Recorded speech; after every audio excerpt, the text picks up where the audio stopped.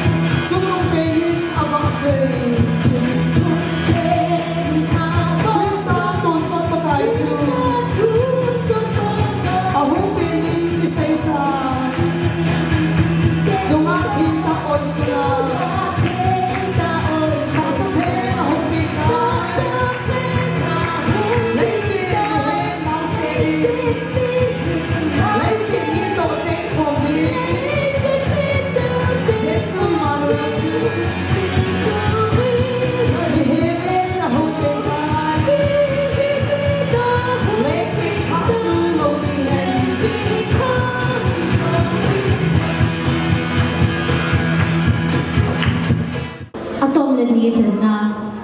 Mutea Ipiwan Bob Tenzuma Pathway Pogovin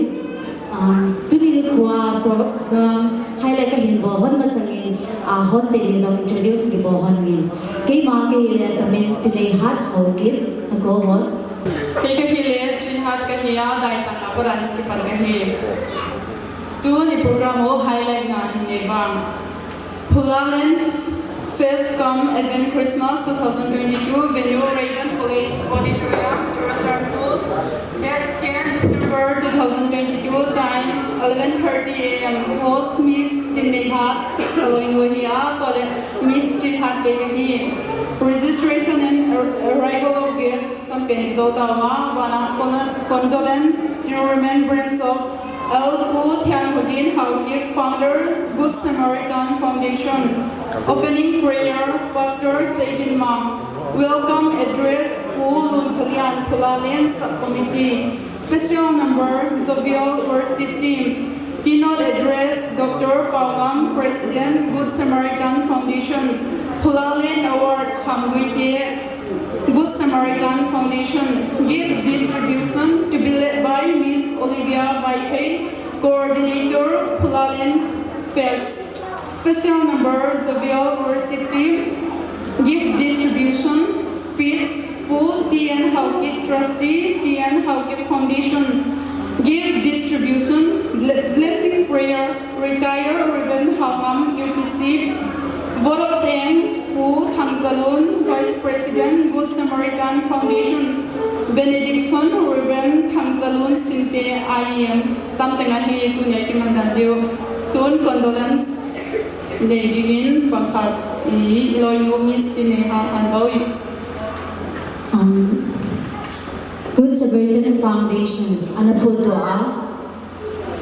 awung talabu the ugen hoke amayan ato phat na le a legacy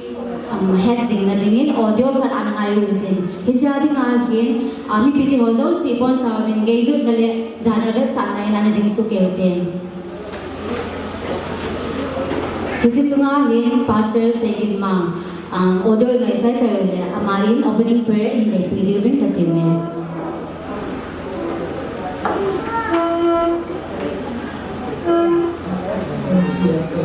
Mr. Kinugin Hawkip, a teacher by profession, one day while working in remote areas of Churchanpur, happened to come across a poor man and his daughter who was severely attacked by high fever. They were so poor that they could not afford even a square meal a day. The desperate wife of the poor man ran here and there, looking for help but returned in vain helplessly and watched them. Mr. Hawkip, who witnessed the grim situation, immensely moved by the incident. He knew that the situation could be changed only if proper medical treatment be provided to them. He volunteered to offer whatever little money he had, but that did not help them much. The agony of the father and the wailing cries of the little girl echoed in his ear and mind continuously and resulted in many sleepless nights. And he was terribly upset, angry at himself and dejected, for he could not help them. This particular incident greatly troubled and motivated him to bring a turning point in his life career by choosing to work with the poor, to share their suffering and look ways and means for their betterment. Hence, the Good Samaritan idea was conceived with the burden that was shouldered by him and led to the birth of Good Samaritan Foundation in 1995.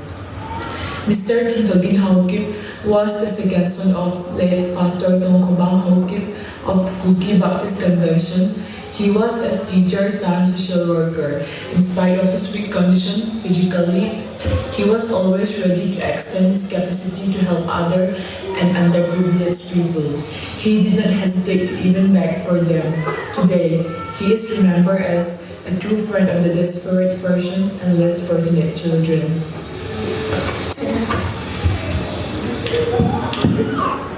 Katining atau mamuti ngayon natin said kapatino tuni asongan ni Chanda Phula-Len Festival Advent Christmas isilay mo na programa tanagon ho amon na pata na ipiwa ipantay tatingahin ko panay parpanay pisibin nanga ki pa tu sei na men ka thangwa na he ka ki pa wa pa pe khan chan ge bin na ka bin ne mo pui di bin na ko thengin ka ki wap sa na he ka bol ka to ho zo siu hi mi him ki choya na ding le mi him ki lo pi sa ding lo win na lo pi na ding le na thangwa na mi hon na mu do thei na ding in ka bol ka to zo si chungwa na mel un su na ding in na ko thengin ka ki wap sa na he ita bang kin go in gong do pakai Good Samaritan Foundation ho zo si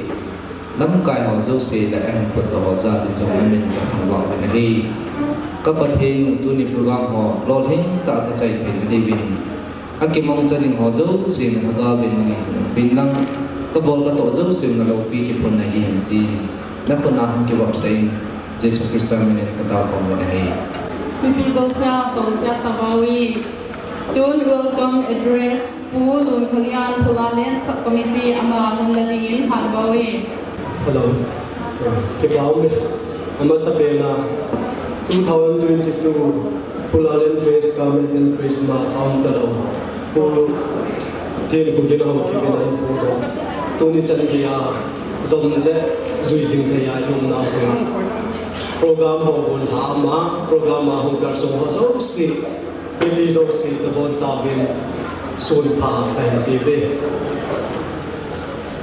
Phula-Len Festival hi chapang ho adi a nulo palo ai hilaw le chapang gen thi ha sa ho lumun na hamun na kipa sa na program ma kini katahin kasi chun hi chi chapang ho hi ibola hi chana hi Phula-Len Festival ai hilaw le Good Samaritan to na nuya ngai ho na am ti hi he chu ke do ka ta sa ni aji chu chapang ho hi ikonomu hombi ahi ti hi mi zo sin he chi ho hi in te ya chu chapang tu na hong kar so zo sin zang nang ho hi ikonomu hombi na hi ti hi so mi law ni pakai min ka ti min chu do ke han na dunia ges ne yo zong da po tian ho trustee tian ho ki foundation ne hi chu le reverend pastor chu le no le pa beneficiary no le pa te ho hi chu le ya program min chu zo si bon chao ba dunia che cha tong ho kunung hum pi hi ti ya do a ama ho ngai lut na le pan pi na pan la na ai hu kar so na chu na e program man tam ta ho im da ha na chu na la bon chao bin ka za na na chung si ba ka pin ke pa tho jang ka sein is to ke na tu ni program lo hin sa dinga na pan la na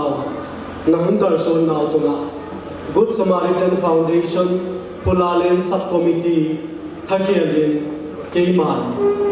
Lim na salam kan pive ka pa Keynote address Dr.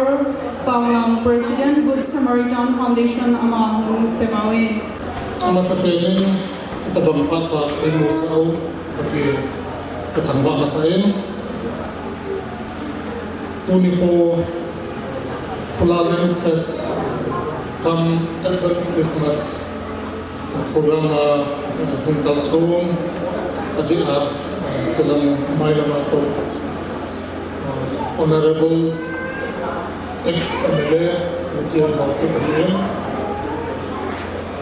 program amin song pakai zala sang jengalom Reverend Kumho Hirin Good Samaritan Foundation staff board member Tunia Pasti program lo hinadi nga di salam organizing committee Silpi Ipaman ayo give samung ahong kalso saling ngaw ki hohin ay hindi mo lapate ho nabon sabi Good Samaritan Foundation President nila ang sa pwede kasama salam kayo kay zonghi Good Samaritan Foundation ki kahong kanye ki lapat na kanahe kanazazen activity so chanam ta tan head jing jong la both member ka pan nahi tu ni activity ye mas ken ni in what address say ngai bono la kan lam zon ka san ka ko de pa ko kon bi ram ta ho sama sama reading the patu kan say Iti ho in nuhin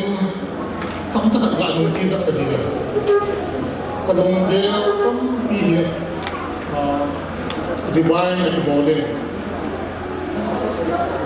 Iti good Samaritan Foundation in Panjab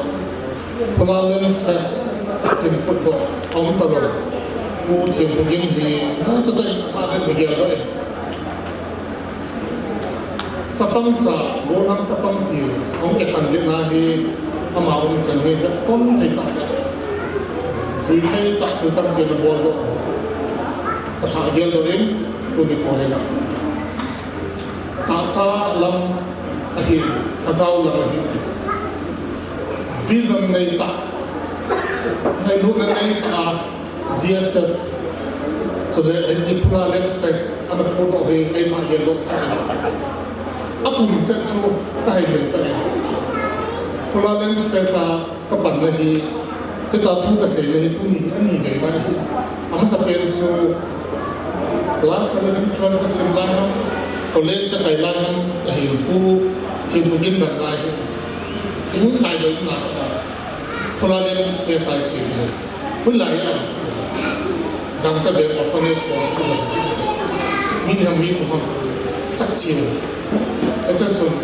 again living. Who the real doctor Masanga Gsf President who come out of orphanage come to the border. It's a document of the Cargill look at Logan, he don't get seen. I be here. Trong things that happen here. As what I saw in China, I get here. It was between idea and the Taxan. Aku tidak lain macam Phula-Len untuk tak berhenti hati macam konsumsi lain dalam kantor konsumsi di dalam kantor. Itu dia di canggih pakai ni mampu ingin apa ini. Nanti ho Phula-Len di sekarang head orang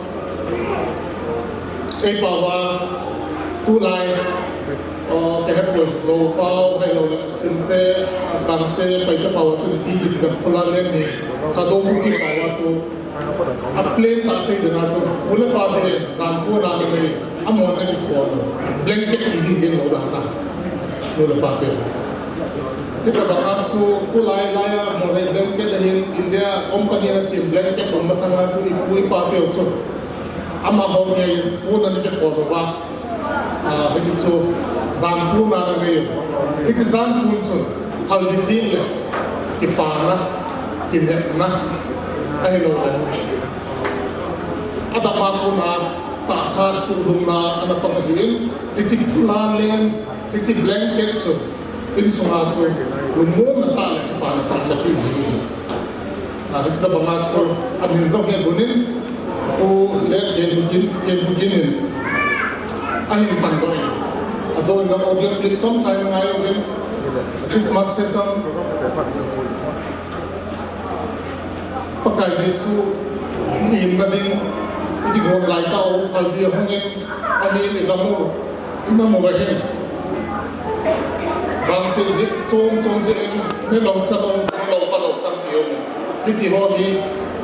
Phula-Len Festival hin focus ahin bodo din kita so ama ho ti pasa din ani ti pa thai lo ho atasa dum zo lo ho am chakat be ati pawa am chakat be adu muwa ti pa Christmas te ho alin beauty de na so Good Samaritan Foundation in ti pa do charity na to hi kum so pi hin chi zo pi a tu ne hi hin kum dong chu ka za lo wang chu a video ho ka mo in district sunga in sa pa lo in homeless in the long ne kita tu buat ni zam atau lain. I try to focus on the ball of it.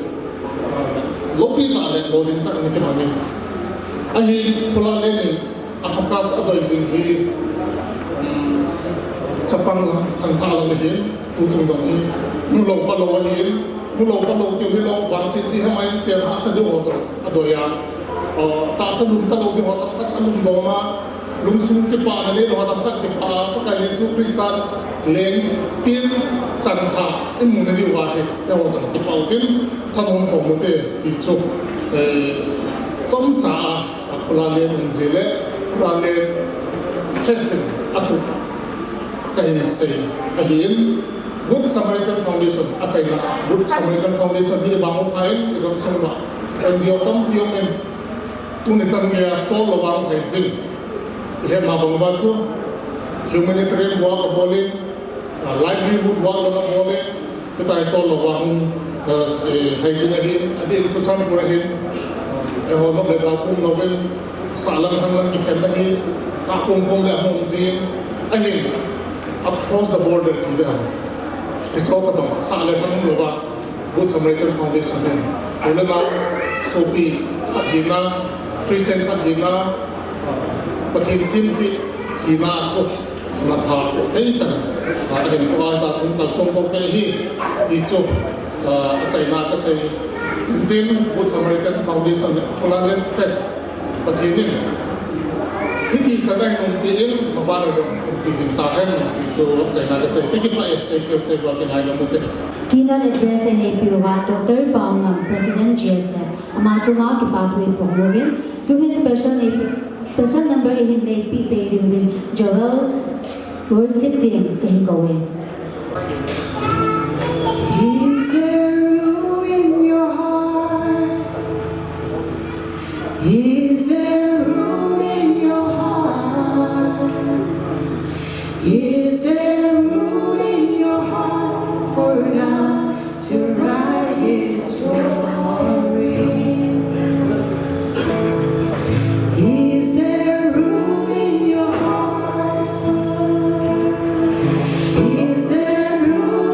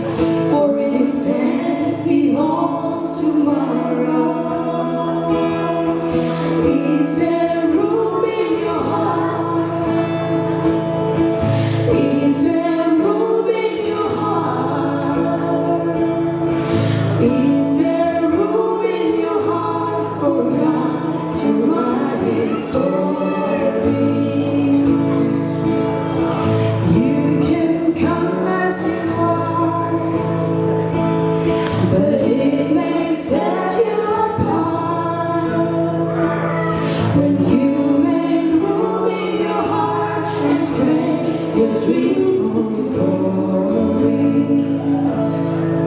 Make her bloom in your heart. Make her bloom in your heart. ประเทศนี้ว่าใจนายสานาไว้บ้องจาบาดิพัทเทโบเพตา Panalangay kahit sa Zuriel Worshiping Day tunga kapaghuwi game ipanen tun Phula-Len Award hangui ke Good Samaritan Foundation amang hinipiyawi. ตัวนี้นะเอาไปโคมบิ๊กตะกี้นั่นเอาบังเตะค่ะอันนั้นได้ลันสตอรี่นั่นแหละนะคนเย็นเนี่ยแล้วสตอรี่ค่ะสกุลอะไรสิลงไปที่นั่นอยู่วะไปตะกี้นั่นเอาลันสตอรี่ค่ะนั่นแหละนะครับมีหินนับเลี้ยงตุงอ่ะอันนี้เลยปานเด็กเลยสิไปไวไฟที่ค่ะตายจริงๆเราบางทีหักษาสิมเลี้ยงแต่ละหำมาเลยมีอุจจิ๋วอันนู้นเลยปานเอ็นไปจริงเด็กเลยไวที่ค่ะมีขัดที่เอ็นจริงมีหินปิดเตะยัยเตะหิจิบังเอาไปวิธีเราไว้หิจิจริงก็ยามาปันปีนาเล่นเงียนหลบนกจุนุเลปานนี่เดียวว่าวิเลเล่นในหลบจีนมาค่ะมีขัดที่ลายจีนสกิลำอินาอามันฝากอีกนู้นเราเสียให้จ่าสีตกตาตกอามาตาเด่นตัวบากคมจีนเด่นละเด่นเที่ยวลิงก์กีฬาเปียเฟซบุ๊กอะไรขัดไปเล็บโพสต์ลงไปได้ไว้ปะค่ะอุลาลีนักวัดบุญปัจจัยนี่นักเขียนตา recognition humility in na why akipat lamet ki amao akil hoi hi na te kana lamet ki do lo ni kil hoi te to la ya Phula-Len award ka ki pe zela hi chi ka number 1 kon ye nu ta ya tu ni na pang te le na te khola ya gotong kong tamalang badui ko ba ke ko la ko kya ya pi kwa ni la ni la ko mong zele de wa na mu ya wa te kha anaba se kha wen chin en ko tu di le nei lo ya la di le nei lo a in kwan te le yi jong no lo ku ja ko bel hak sataka azal lai wa ka new bazar la ko mi baranda ko bagya kun chin mina utja wa ze kun chin aken cha ya lan bale noi ko ma kwa su dai kai ko mon cha ma kwai ne ko ya ei wai tan din mu na om khalo hi ki pa chui yen dinga hima de wai teng bar de na ne ya tu ta na Facebook ya WhatsApp group ya ma thil hi ho le phom la lo wa bar de na ne ya igam bul ho na ya pa na ma mi kha pa ma hi chi khat ni na no za din kon kwa wo ta tu ni na an le zia ka hi ke ya mi khen khatin khobela greediness chi ya du ama mi da klo in song bang chi le ka nei yo chi la ya kha in song nei zo le lo ai ke le wana kun li de na nei zo le lo ni Phula-Len no teng a di hai sa wan ta fan pya kha they're reaching their heart anung tang wa ha sa hi wai te kha pathia akipat idlanung tang ne te hi chi khai je ni ha tu ni na Phula-Len award yak extraordinary in the field of humility chi ding ha wai igam sunga tu kuma Phula-Len yai to kisaina heu tu pa una pa pau gin ahia aman yai ka lan pa lui dunga ya na di nei lo khola ya irrespective of caste and creed pai te yam zo yam bai te yam tha to yam bai tem lo ya na di nei lo teng an di pia yi chi a ya na dong sakil je hilele aman ama wa ti patang ma le la men be lo ku ja igam hol ho so mia na ba hi tu ni na Phula-Len organizing ni chidia ma big ta kila good Samaritan te khatahiya ilaina unaw pa pau gin te abana tu hun paisa war ti na pya ku heu tu pa kam min te izatama ma miten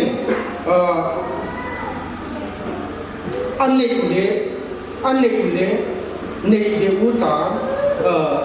học sắc de uta khobiel kumpi nei uta akki panala lai wa ma nei long na sa media de ton jak lau ka pathian thupina tanglei chia tunina una pa pawin aho theikia azeu ho theya ahak sak nau tam pi hak sak na tuak din ka ginta wai ka tam lo sentence ni dem cha non share dinga wai mai na bible chang at kon sim dinga Matthew chapter 21 verse 34 here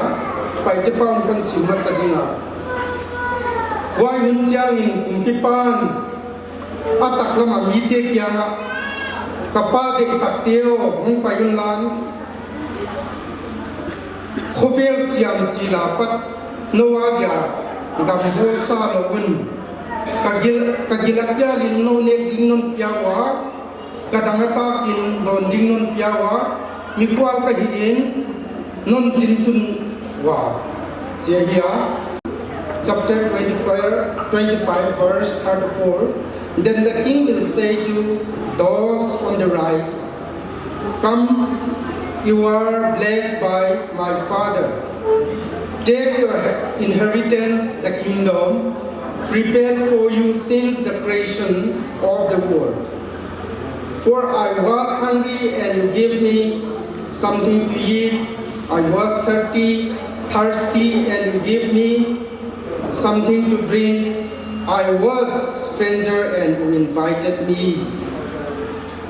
Atusia isim patianin kwa unzong sakelan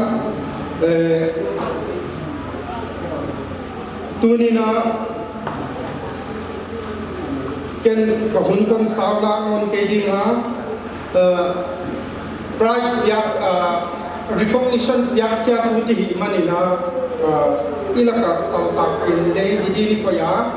utian hau kinan yak kya sakelan ma yala kong di jama sayalan prize ko kene payulan awak ujdiam awak ko kene payulan utian hau kinan le yala kong di kya sakelan experience tamke le abade no ha experience ka sentence the on share ki le ki paglo di ya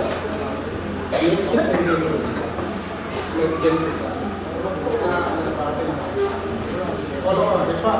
experience ini deh anak penai ke melan min kai kalian ke bakte ya again hello siatina again hello jadi to gain me hello siatina ina siapa ma hilele ijam te dia lam ka khosung kha midam te le dana sebek kumpi thika ana sebek lowa igam sumbol hodna dia asul le zam nelo do lowa omde le ok salo ko pa panlaw mahi jika tunini thei thaka numan waisa tunina ama commission ityadi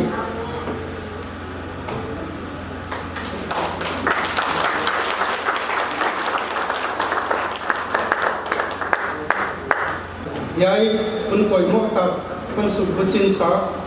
airin sambyak nun to ki pa tu gena bana putien hau fitung ki pa tu gena tunina class pitch dina kon ye nu ta hi yai ka ta ma tunyang ai kom teng ting ya kon ye nu ta hi tunina kum som na hi mai thei som le na nei mai thei som ni nei mai thei som thum nei mai thei som ma nei mai thei but dunia sang hak sazo tuak kia dina ya di program satu ilung tanga tuan gen hilan neikman hilawa id nato yai banga Christmas unte ahi kele migen thong lai te packet din ibe kuna patyan ko so le chika ko to le ba ke ai lit piuwa come with the Gsf amatuma ki pathway proven to ahi Phula-Len gave this distribution e hilang kai Pedrovin Miss Olivia Vaipe coordinator Phula-Len Festival apan mulo ni kan ko Amasabenin tuni Phula-Len gift distribution wa masangin tuni Phula-Len mang ni ke Good Samaritan Foundation te so patna ni lawin iveku ipan responsibility amasaben ka genu ma azo donation ni chum palle ma city lo jo munsum takaumlo outstation mo kamdal Chennai Bangalore Delhi ki Guwahati Assam ki palle donor ai pan piso sabu amau so si jungin ki paktu ni bagyan ni bathin le amau chuma ale tam takin masawen ki ji bagyan ni to in gift distribution AB topic again Putian Hockey Trustee and Hockey Foundation amar gift AB din ka ko to in now pang te ka naminu kan samja kan samsam kaya itu naman ng video amasabenin Lamgunhao address Pangzol Lamgunhao umam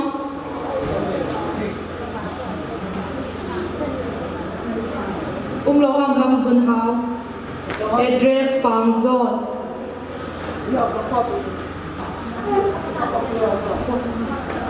atila apan kawitin na Tharnunzo address Vimunhoy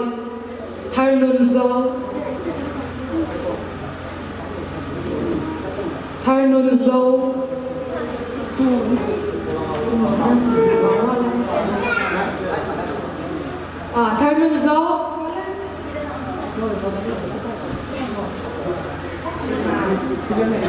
Abanadia Ningai Dia Timunzam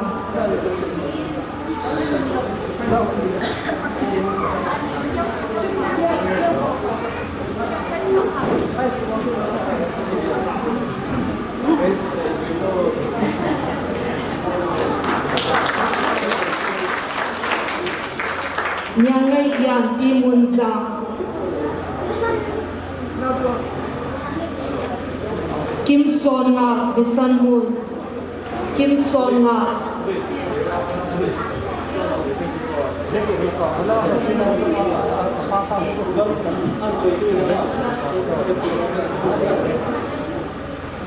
Kim Son Nga Abanadia Lam Thin Nei Silven Kim Son Nga anu de kanong pilawa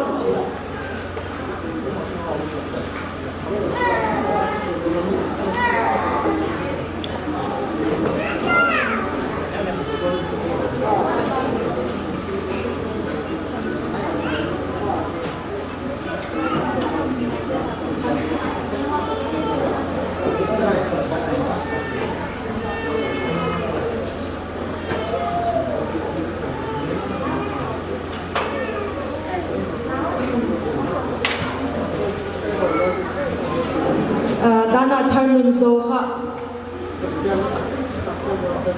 blanket leong lalao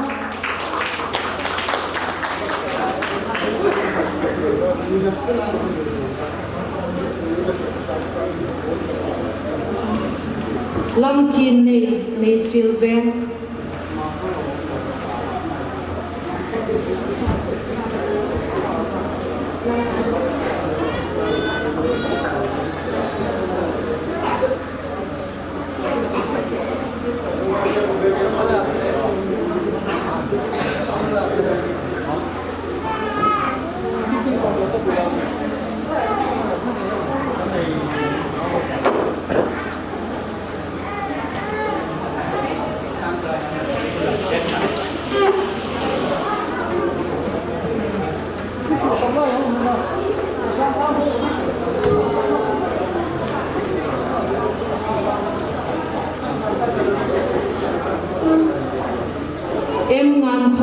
Thiên Cang Phai em ngan thôi Thiên Cang Phai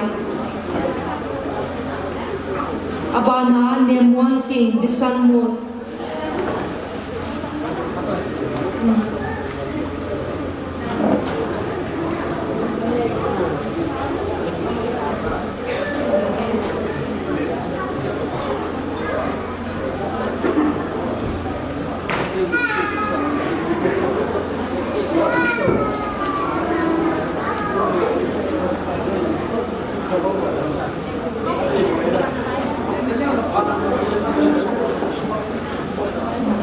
muan ning bisan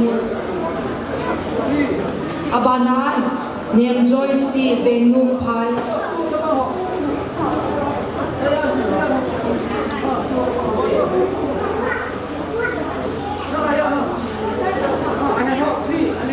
abana nem joy si venu phai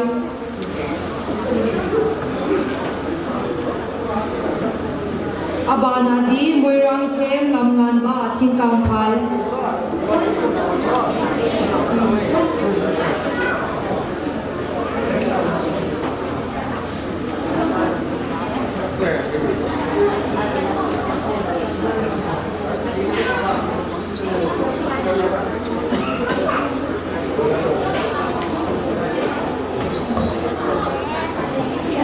moirang them lam ngan ba thing kang phai abana di lau thamun mata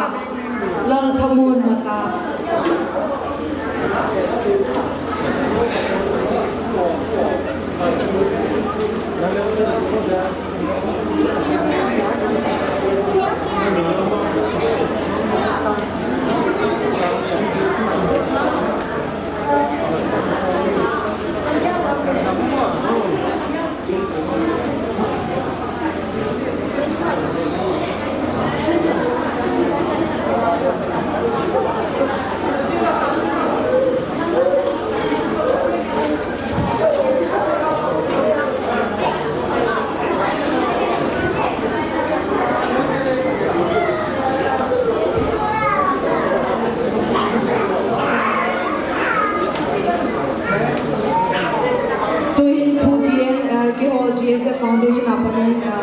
gift them hat kapinu movin to in soil bilang abana chikpi chai phale puti and how given spits in la pai pai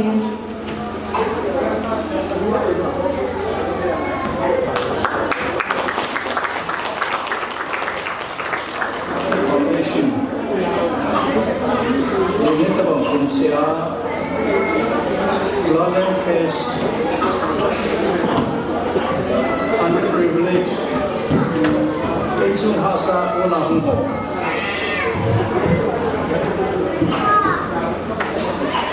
Inchen Lochen Hasa Insun Miho Kamchaka Hinyong Le Advent Christmas to Pako Komwa and Bolin Jiko Party of the Zimo You for me a solid reason to an additional time. But he not good Samaritan Takaka. Making Hatsu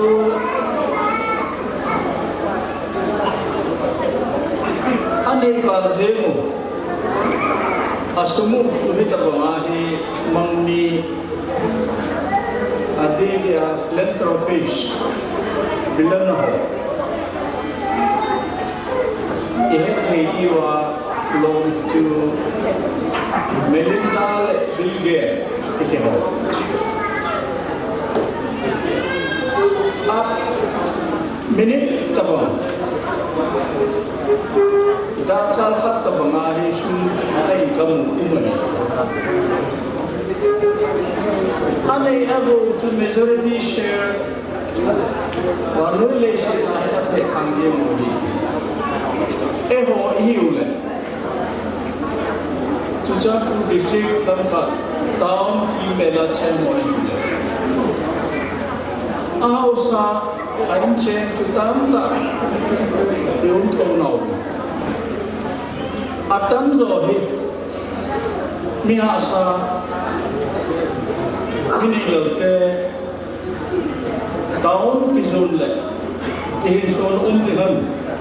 King Lama, we power Sonda, Lord, protective Tapun. Urbanization program Noya Town of Kihin Sudan Denver. Amale Azia Tayam Abona Vetu Jotalo, Vetu Jotalo.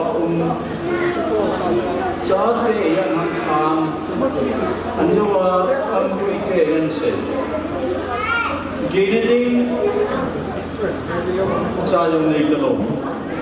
sa pawa homeless people tanta ilang ka home ka piki ho ta bang chu anjawa award ipe no ho ta bang iloi no ho bin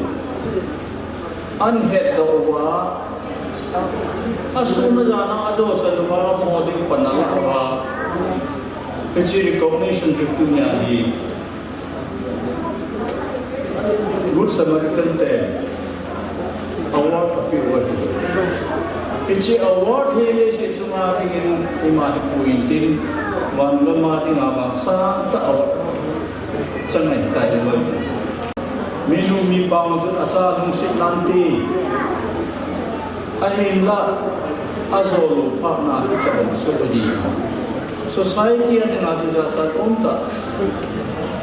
ke phala monta okay, mid morning asu akinin hoin akinin loho economically backward mibang si idioma aham se ho itopi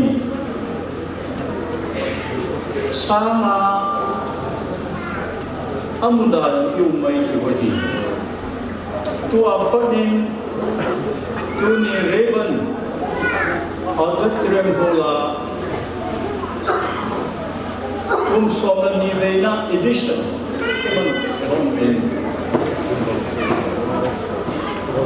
Kita bawa dengan pelanom dosi. Kita bawa organization. Donation contribution apita ye ipatu media azam highlight dikenan pitale ilawan nungya kita ta umai kehi true Samaritan alhaiding akisalodin aunki loahil titopi nomni hodon kung advance ka okay pale koi na hai mo hung kila apu ki tao chuta bang chu hele ken ka zo kham khumin mithai pi sumsen to bangin to ta nge ki lawa me tam ta lo mai tin ta gerin ye chun ibon chawai pathin cha hivin dunia underprivileged festival iman piu jate nau ke hi ade dia pathin cha te san hi be ti isu melodi pade ti chun tu jo Christmas am ham bat dumole kamuma an manwa pathin jong na ayin to a pitaba mi ho ni angai luding I have bolding mi tamta ilawa on tin ding ai lam kai jing tao han ki pa e special number ay group ito hitain vajela pathen vajela ay suhal dewa jobel worshipin tanmulo dili ko and your family and your children and your children and your children may His favor be upon you and 1,000 generations and your family and your children and your children and your children may His favor be upon you and 1,000 generations and your family and your children.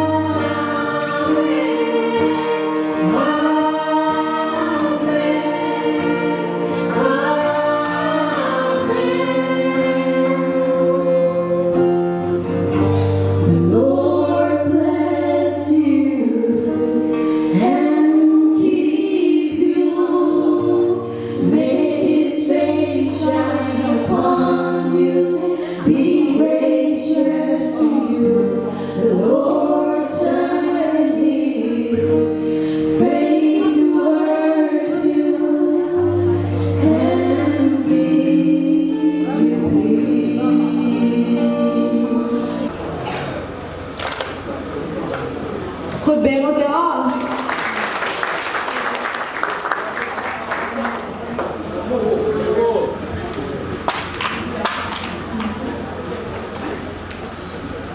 lun pian thang bana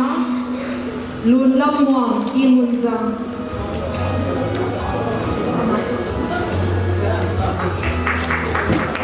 lun lam muang lun lam muang ki mun zang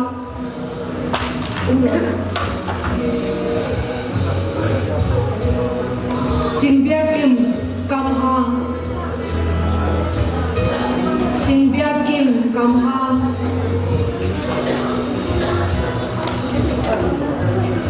Abana han nei them kam hang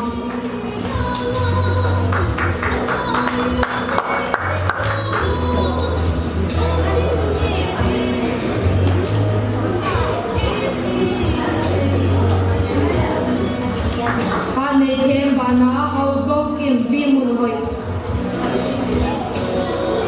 hat zo kim vi mun hoi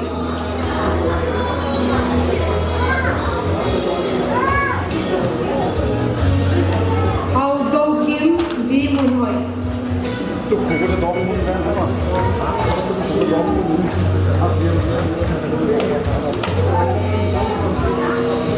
Abana hard boy king M small hard boy king M small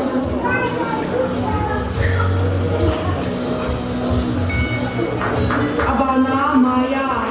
Nyang Khol Muang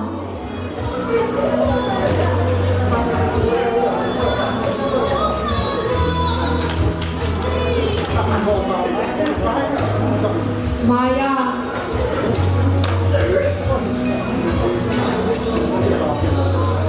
Ning Zoi Si S Munu Ning Zoi Si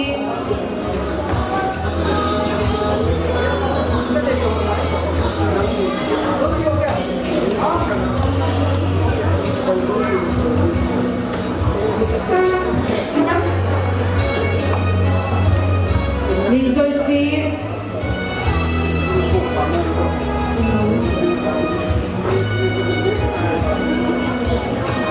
Tuhin PIB gift and pan kapi nung zilin gift to Munzoyo henna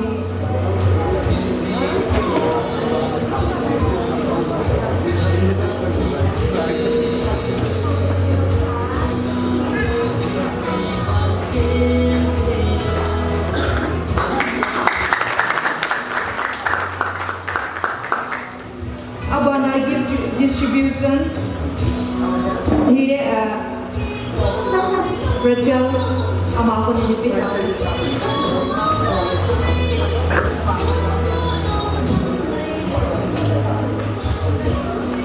Tuari give zong kapi dio, la zong kong sa dio na. Oy, natal. La zong na ngay dio, na min zong na ngay dio. Dinda nuam ngay hoy. Ama na din kayo din. Apidingin nuve ama ko.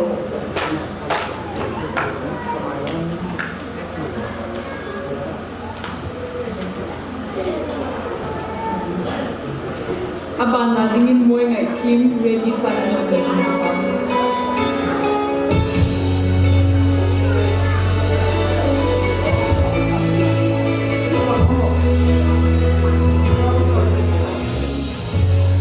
Boy ngay team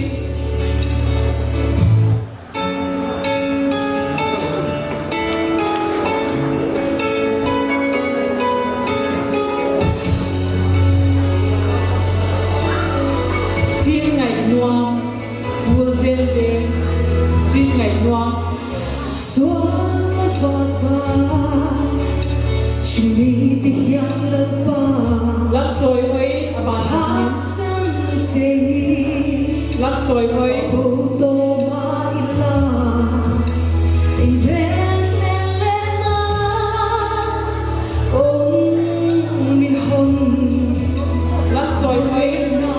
tô mãi lâu cho Thì na đã bị thăng đông xì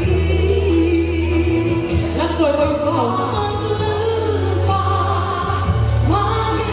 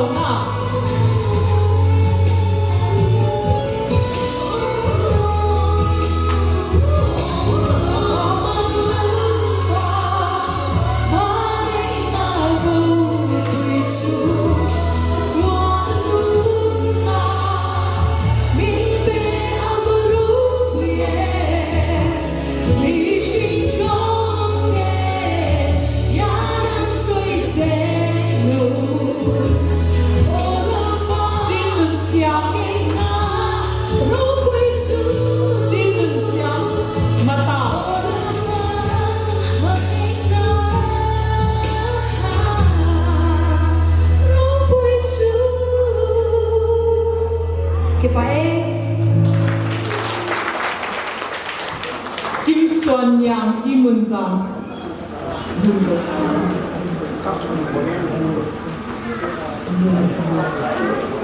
Kim Xuân Yang Kim Mun Sang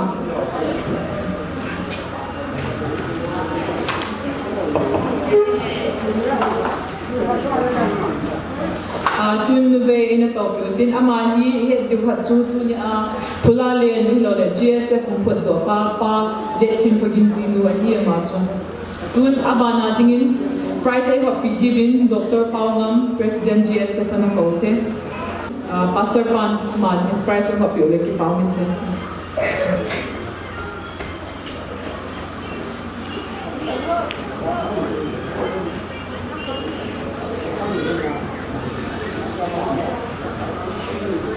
aban price and homutin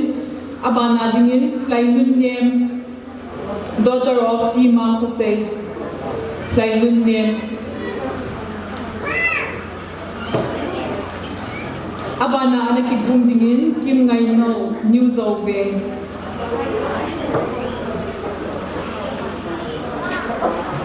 Kim Ngai No news of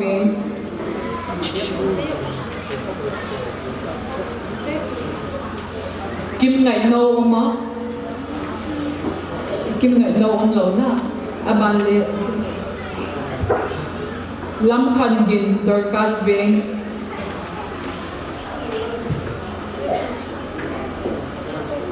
lam khan gin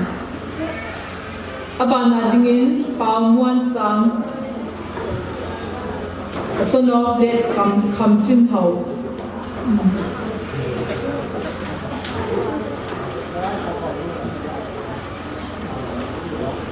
abana dingin Sad Golun Jingkon Pang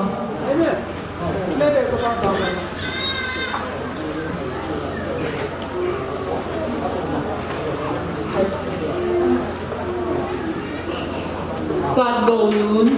daughter of late Phula-Len Jingkon Pang lâu na Gin Millian Emmanuel Kopi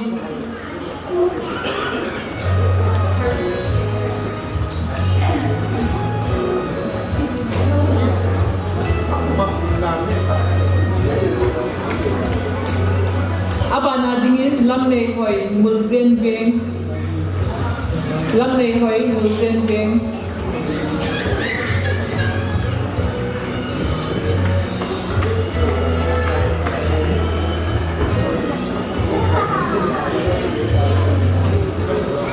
abana dingin Kim Lun Siam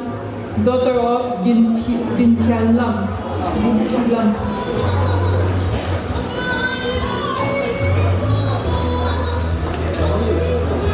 abana dingin Pau Biak Lian S Mun Nuam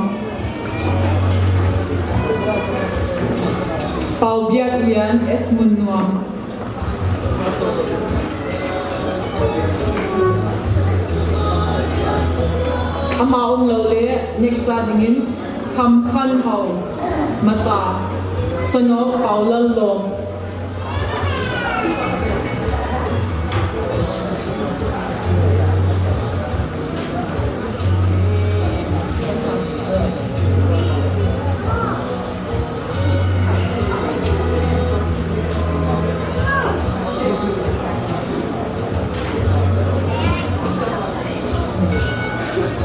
Atun Pastor Pan in the top building. Abana dingin price ay hop video bin Gsf President Dr. Paungam Mahaka Kote.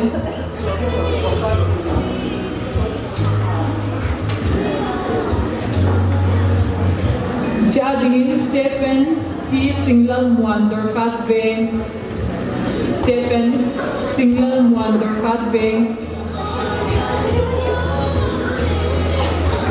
Stephen Umlole,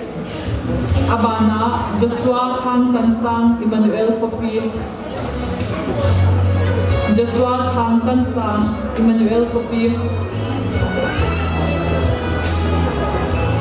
Om Kilole, Lun Go Ching, Haulin Sang,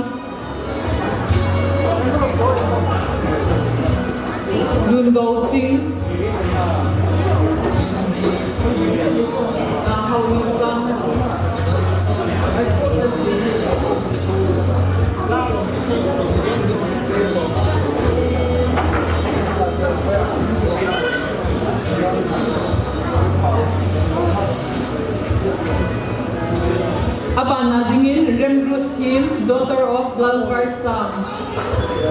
Remroot team.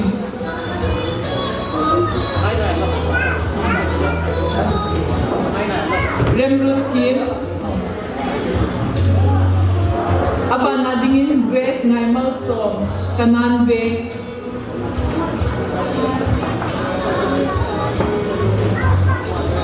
Abana dingin Oilung Wan Natal. Oilung Wan Natal.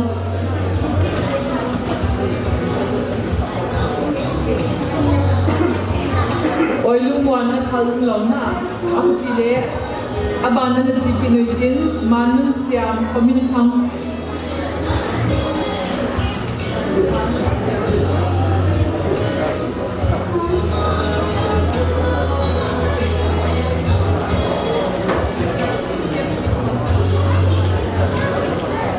Manun Siam.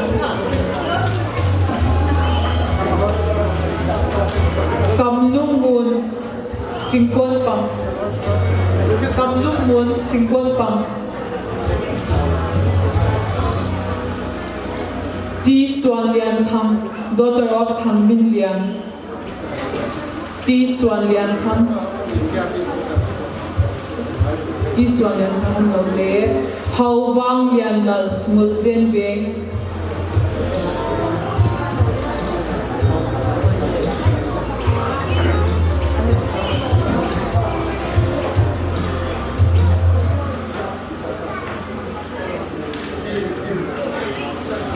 Tuan Gsf President Dr. Pangong Zong ina Tobyuntin, Kipaomin, Abana Gipay Happy Divin, CFC Pastor Pama Gakaute.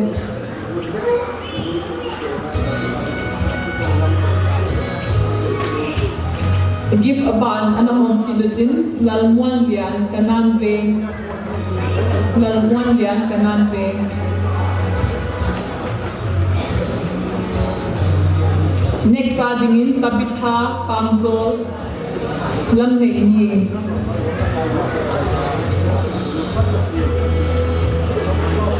Tabitha Lam Neini.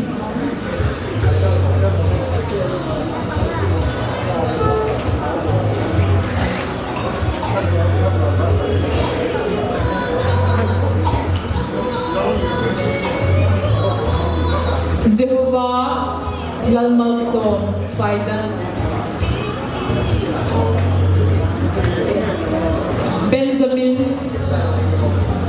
Benjamin Lal Chazai Saidan.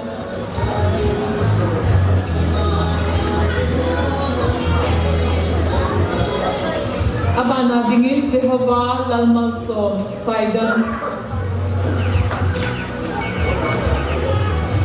Jehovah Lalmal Som na.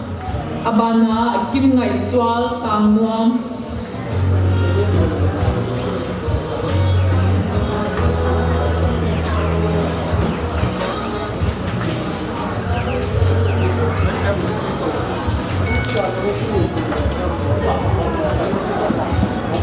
Pastor Palong inataw Kinutin Paumin. Abana dingin Gsf Phula-Len Board Member Ro Palong Kulin Amaga Kaute.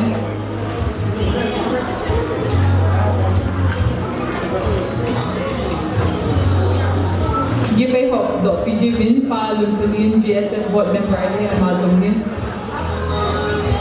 Give Abana dingin Mang Son Jing Hang Dong Wei Ma Toke. Mang Son Jing Hang Dong Wei. Next Sarah Lalongpui Jingkon Pang. Sarah Lalongpui.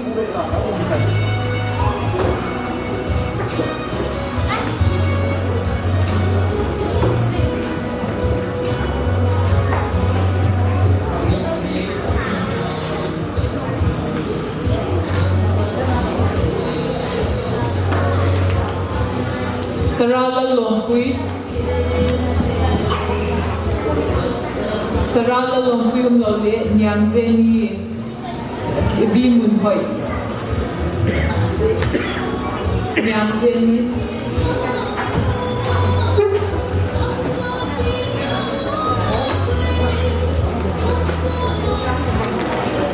Abana Lalem Guad Es Munwam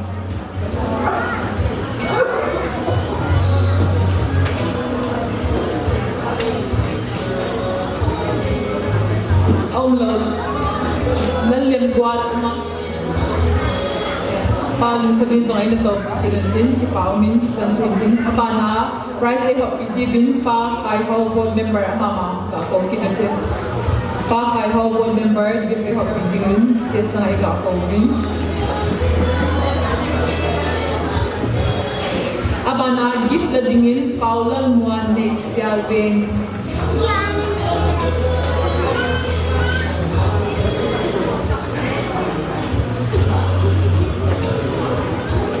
abana lian tansang pemintang lian tansang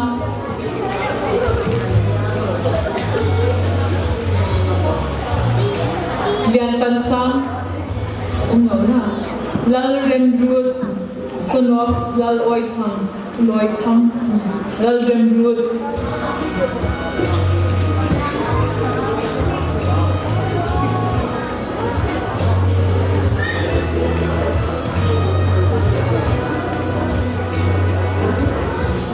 lian mun sang pemintang lian mun sang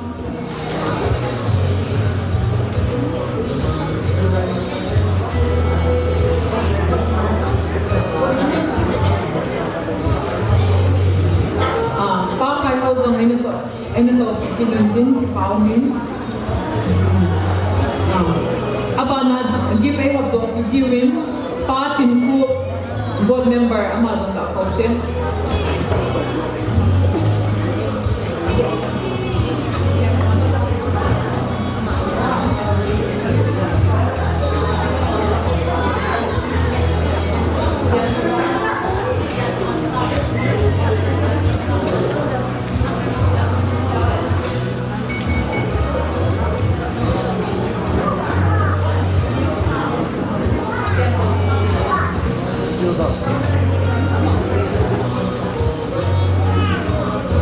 yang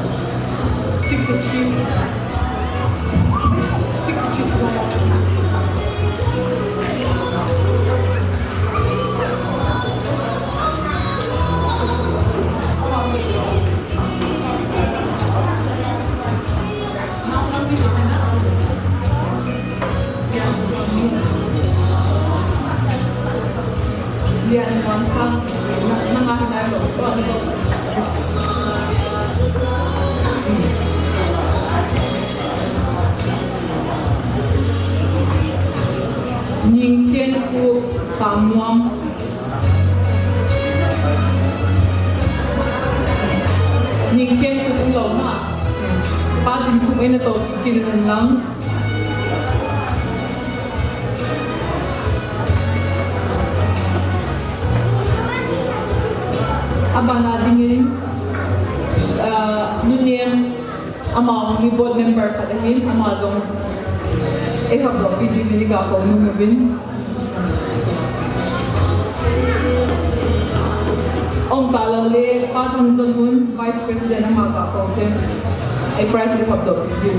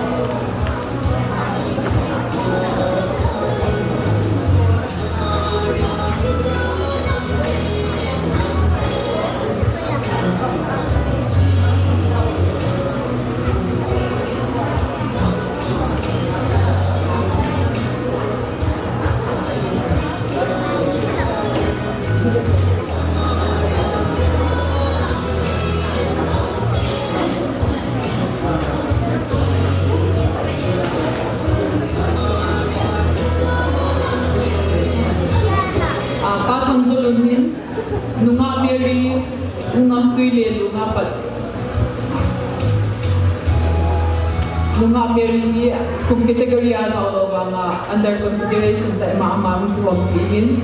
kung kayang nunga Mary nunga Mary ang lawle pa thangzalon pastor thangzalon yung din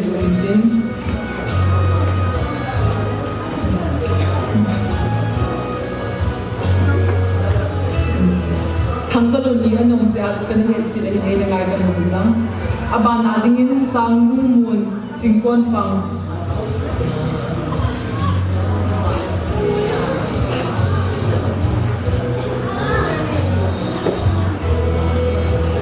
aba na gindian tung news of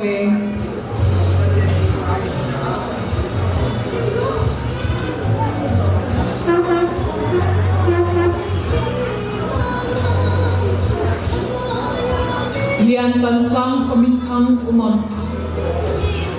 tuan i gindian tung news of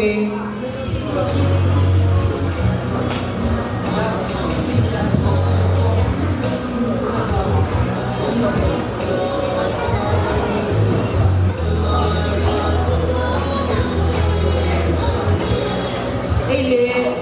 kim ngai no ngam kim ngai no ta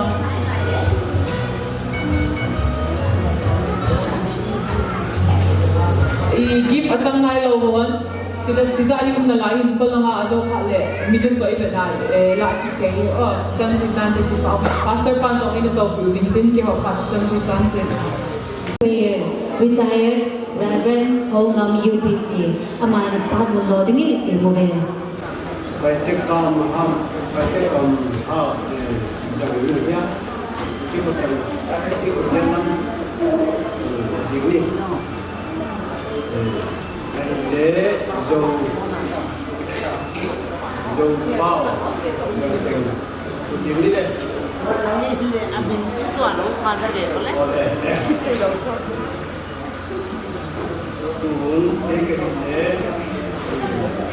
cái điều là blessing prayer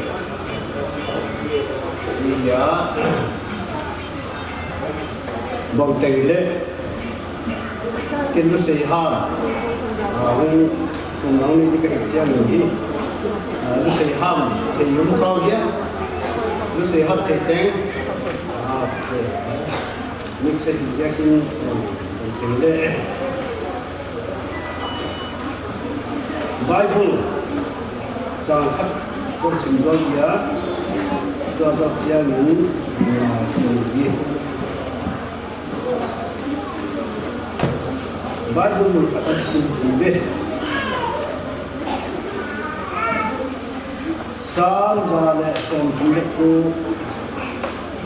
trang khắc lệ trang ngàn Olha naging bun tekenian suaka ni keta naging kadung lamle kanhalama ni huala kachunga iku ingat boka patian kian min tlansan ai lawa kadung lamle kan halama hianin dalpa cha min huarenga ni ti kha shaila ti chuanin dalpa hian min huarenga boina re te kan ni mai the kan re the na hi boina hianin kan re the don re the kan ren don ti shaila kan zabai dalpa do turin no dingina tong tan kan henge ni vekin dingni Bayam di si juga ikut nanti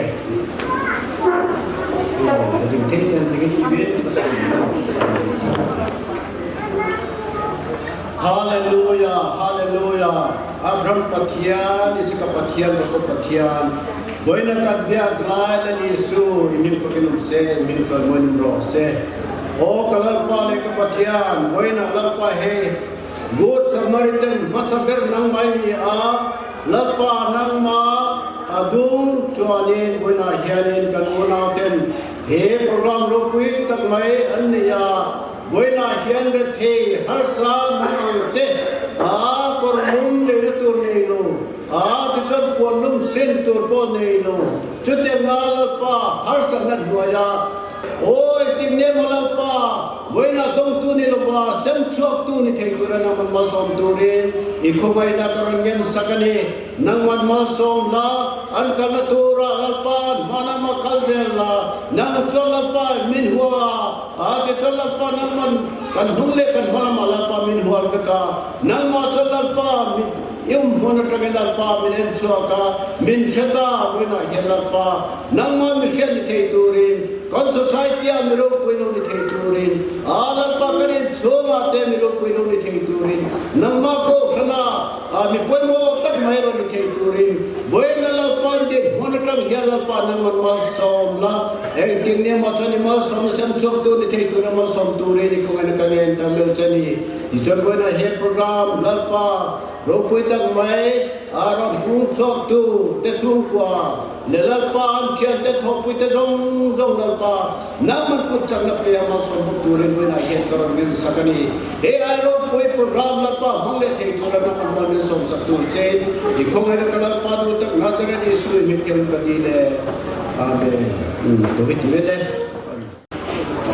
to give distribution and continue ke dua hin Miss Olivia White apart melodi team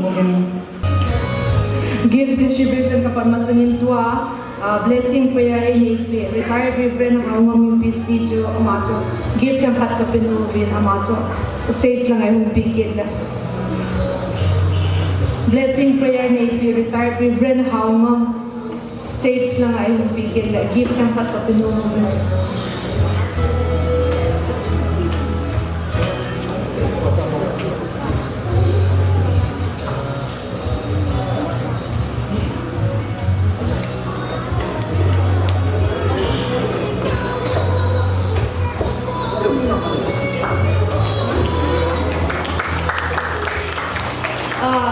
give Pilatrin Zazu amin tempat di lo ai lo le ko la na zau lo ko zau min na in ko tha ki ka tin khat ve lam gun hau tam pang zol lam gun hau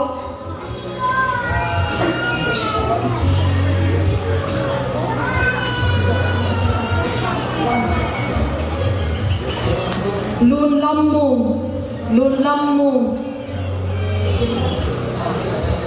Lun lam mung Lien tan sang Ning zoi si Ning ngai lian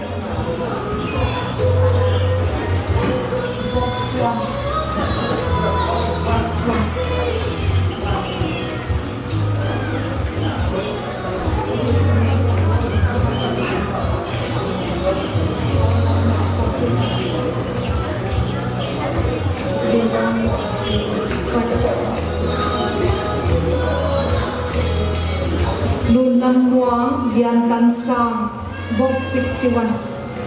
20, box number 20, box number 3, box number 1, box 20, box 3, box number 1.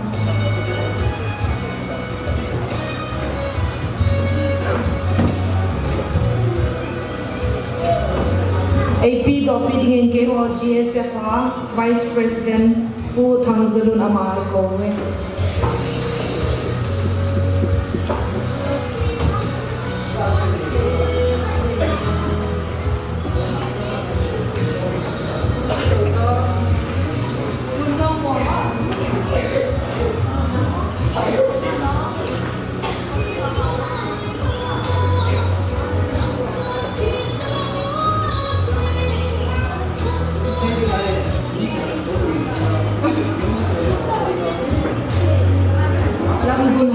Lam Gun Hao.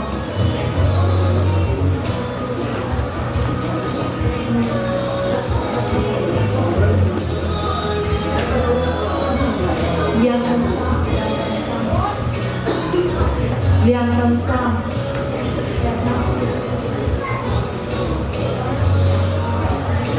Lian Suan Mung.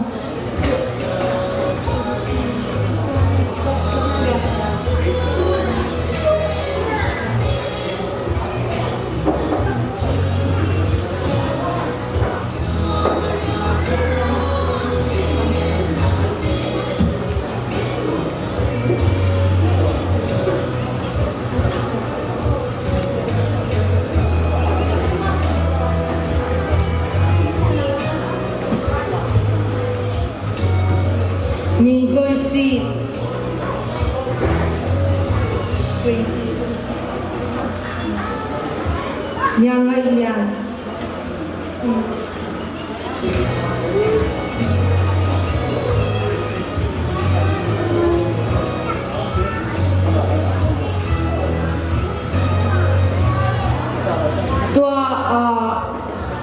dunia hunga hi banga amin ki ko khalo gift chang khalo uma aki ko khil kha ti ho gift chang khalo uma nau mo le no khum tum bo gift chang lo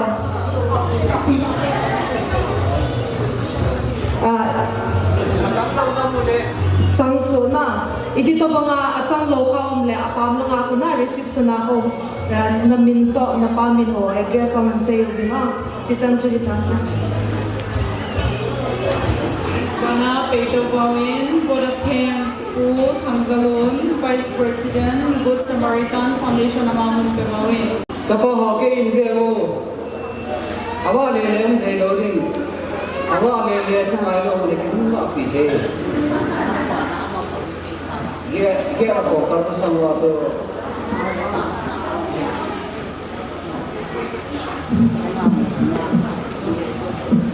koi mani chi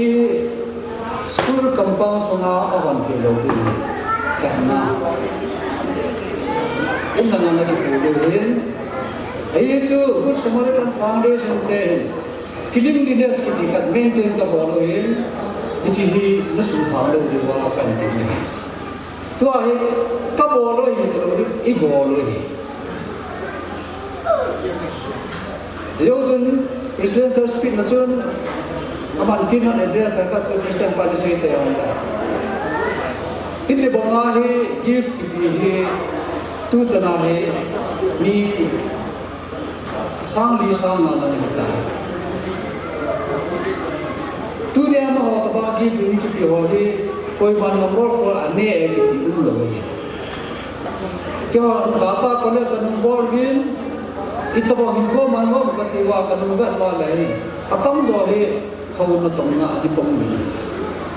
li hi yang le ani pi chu gi da ni pong ni da te ni pong ke ki pa pi le 2014 lang ano nga ta kalatin pa ko 2014 na no ta ma ko beneficiary ama ko varani ke sani ama la he to hai Good Samaritan Foundation of Galot Jadanga hu ki video ni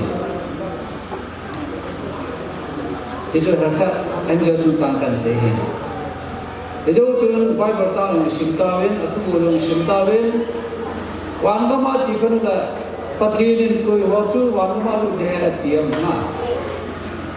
kagila kele nang ne ne pin kada cha in don ne pin bon series ka nei pon pun lu ne pin kada mo nim ve na ti de hichi Ahsi ho chu wan ma lu ho de ne e chun mi phat lem ko ba ko chun pakai no itia nagir kela kon ka dan da kha ga mati itia nadam cha kon ka dan da kha ga mati pakai na don chu na ho la nek pin na bo na chu ke nei bo na we ti na ne de wa ka pau le lo le na ko ma ho ko ma translate ki bo sa we na zan ke ga sei ji ai e chu ki hon zo bi na ho cha pa ho na ho tung di wa video vi se na ho tung di wa ka mi pe na tu hi be ba ki hon na ho le ko ta lo cái hòn hiện họ thì cần đúng sự cho này bốn bác cái Giêsu na Christo na cần bùi gì vậy chứ anh em bên này về tại cần bỏ đầy bùi ấy họ ấy cái tổ bùi bác cái này là cho cần bùi chỉ hiện tên mọi người họ đang xây dựng cái gì cái gì thật là nó mới là anh bao giờ là nó chỉ ta anh bao tin rồi thì bao giờ Lele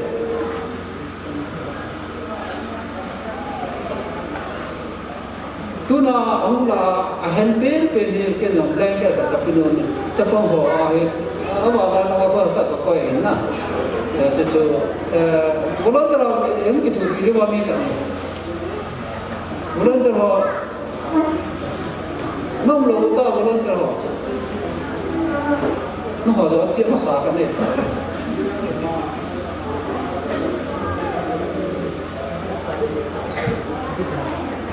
thế họ là hẹn bên cái hẹn thì cái gì cũng sẽ tạo điều đầu cái đó Good Samaritan Foundation atau di blanket atau berian bangga. Help out ke orang.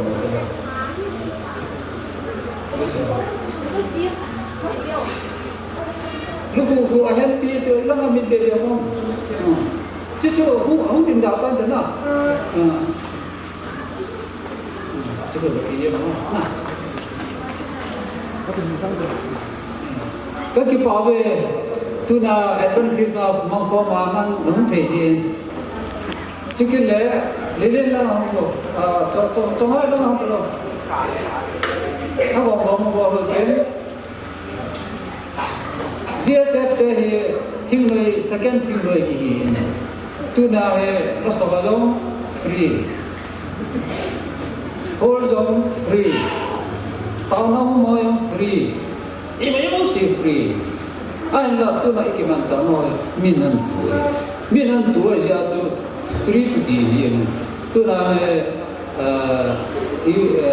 XML tôi nó hôn mình nói ra nó cái hết rồi cái này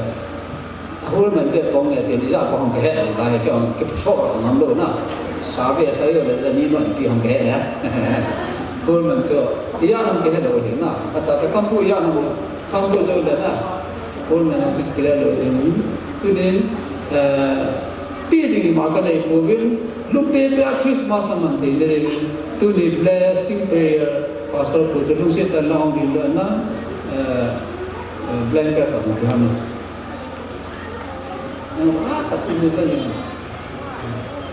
Ama nak kira sana mana kira sana. Kau dah hilang. Do ni la sa pa mi khar su mang la da lo ho ti da na kai wa pa so po do hi la yo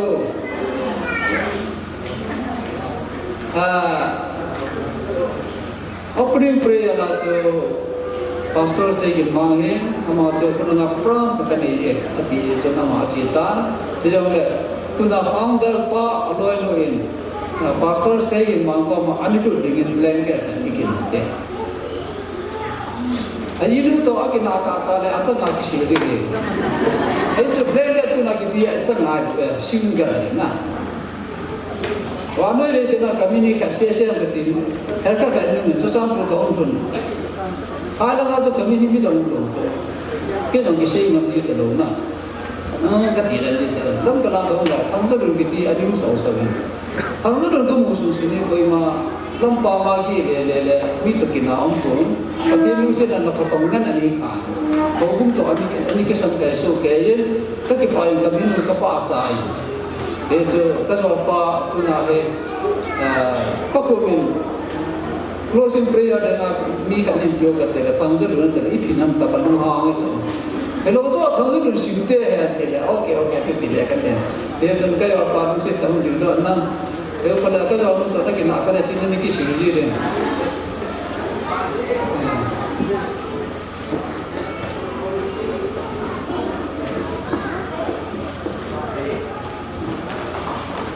Jadi orang tu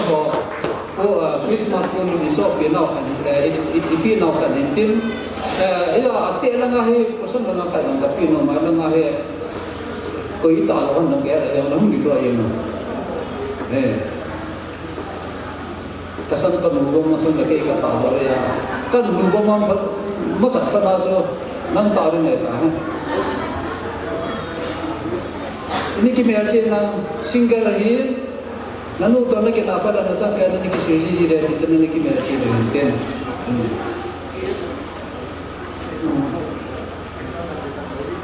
Kita men kau tiada kita an mahin.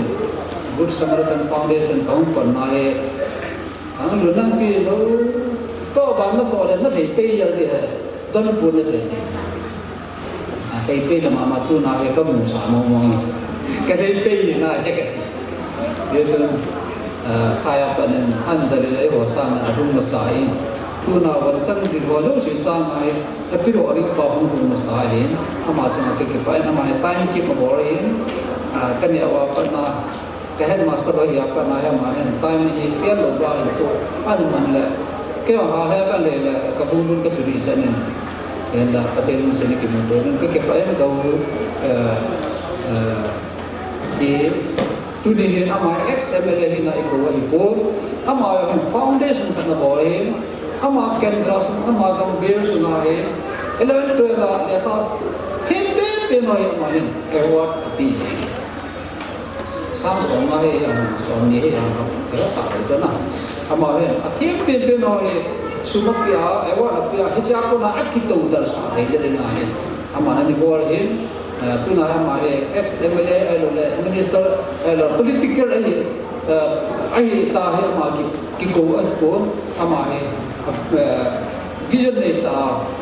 chấp nhận vào những sự mà giờ chỉ có vậy chỉ cái cái việc cần xây dựng tên à to à cái thế này là cho để xây dựng tất cả khai minh là cái gì cái nó nên mà cho sum đây là newspaper họ mà lấy khá sum metric ông chạy chạy tiền foundation là what cái là lấy khá anh chọn tuần MCS in anh không cái là cái là tuần thảo bao cái là MPS in na thì giờ ama aku na ông kisim đó nào chứ cái chuyện đó bằng vision này cái này là cho tôi nói rồi cái bảo để riêng cái phát hiện lại là bằng đồ nghề thì thấy bị điều này foundation này nào mà những cuộc từ bi mà trong áp lên cái khoản là cần xây này trước khi là dấu thì cũng là ngon dấu thì cái xây cho cái họ có mà là sao cái gì chứ thì cái này cái là cost sensitive là artist ana impian na ho na kyo ko mo wang so ichita bang kore ang lo sum ki ko ye kyo humanitarian services ka bo ji ba kyo ho ang ki to pi ho so chapang ho ki to pi chapang ho ki to ki pa sa ho so patin ki pa sa ai je so win ki te am ho na instrument to ai ki to ang ki ko win tu na chen tha chang ka pi lo lu hin de je patin am ho hi tu asa ngai phat thi abu lo de tập hợp giáo sĩ in được phần Zower Gospel Praise Worship team họ đi ngày tàu ngày này sẽ kể được chỉ chuyện tin tu nói ít word bao hi ít cái chạy rồi nó còn nó phải nó kịp bao thì tao lâu đi không chân kìa thì chỉ hỏi thì chỉ có nghe kiến trọng tôi có mà có tổ thì đâu kiến giống với có mà các tổ thì đâu thì cả chỗ lấy cái số cái để cần tiền được nè nào mà ai đâu đó học tu vô tu nó có mà nó phải tổ thì nó còn giống áp bạn nó tổ thì cái điều đó vẹt duy thế đi lâm cả nó còn vẹt toan thì nó thì vẫn là vẹt toan thì đi ngọc thì có để gì chứ nó còn giống nó khô quá nghĩ cái này thì tổ thì đó tu ko ma hi in sunga ne kyo de henu hepa ke ho hi kur samaritan foundation ten ei ki pasa ta be e hon jo in ti nga te ku iki tu pi thei do iki pasa thei do ki pa na Christmas man ko pi thei do ti hi nanu na pa ko man ne tiam do ado adaw la ne ki pin do ne te wa ji che ten min ho dok ten se ten tam pita ka se cái tâm tạo cái gì là tâm tạo kinh là lại cái tháp cái là cái trái đầu lại thì cái phải tâm sẽ là phát hiện những cái program của nó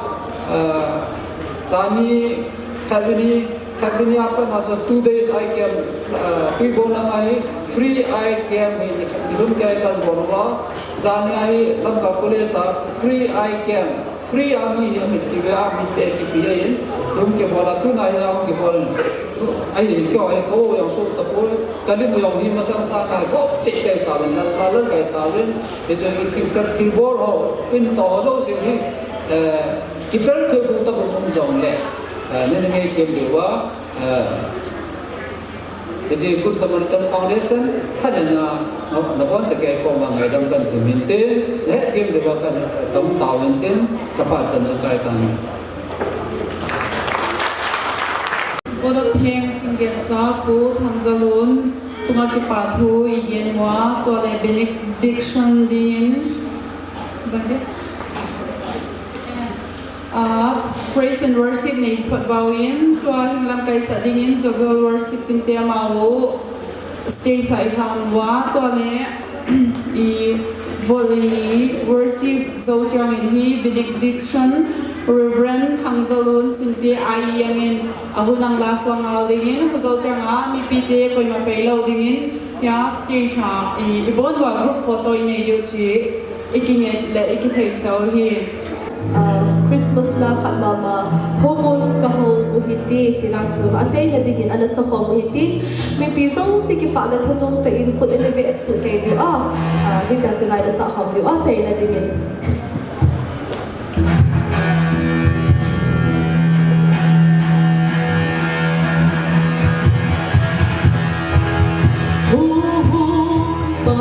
Paano ka sabi?